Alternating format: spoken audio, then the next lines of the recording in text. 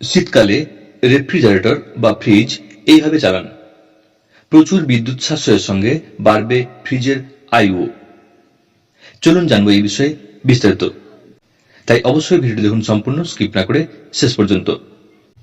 আর সাথে রইল অনুরোধ, চ্যানেল বা পেজের সঙ্গে থাকার জন্য অবশ্যই চ্যানেল বা পেজটি সাবস্ক্রাইব বা ফলো করে রাখুন।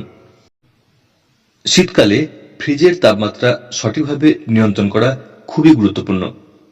বাইরে তাপমাত্রা কমে যাওয়ার কারণে গ্রীষ্মকালের মতো হাই কুলিং সেটিংয়ে রেফ্রিজারেটর চালালে খাবার অতিরিক্ত ঠান্ডা হতে পারে এবং বিদ্যুৎ খরচও বেড়ে যায়। তাই বিশেষজ্ঞরা পরামর্শ দেন শীতকালে ফ্রিজের তাপমাত্রা 2 থেকে 3 বা 3 থেকে 4 ডিগ্রিতে সেট করা উচিত। এটি খাবারকে দীর্ঘ সময় তাজা রাখে এবং বিদ্যুতের সাশ্রয়ও নিশ্চিত করে। বেশিরভাগ আধুনিক রেফ্রিজারেটরে 1 থেকে 7 পর্যন্ত একটি ডায়াল বা ডিজিটাল প্যানেল থাকে। সংখ্যাটি যত বেশি তত বেশি শীতলতা প্রদান করে।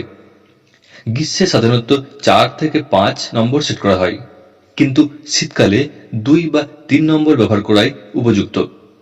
ডিজিটাল রেফ্রিজারেটরে 3 থেকে 4 ডিগ্রি সেট করা যায়। শীতকালে কম তাপমাত্রায় কম্প্রেসার কম কাজ করে, ফলে খাবার জমে যাওয়া বা দ্রুত নষ্ট হওয়ার ঝুঁকি কমে। শীতকালে ফ্রিজের কুলিং সেটিং কমানো বিদ্যুৎ সাশ্রয়ের ক্ষেত্রে গুরুত্বপূর্ণ ভূমিকা রাখে। এছাড়াও সপ্তাহে কয়েক ঘন্টার জন্য ফ্রিজ বন্ধ রাখলে এর কার্যক্ষমতা বৃদ্ধি পায়। সিঙ্গেল ডোর বা ডাইরেক্ট কুলড রেফ্রিজারেটরের ক্ষেত্রে প্রতি 15 থেকে 20 দিনে ডিফ্রস্ট করা উচিত, যাতে বরফ জমার কারণে সমস্যা না হয়।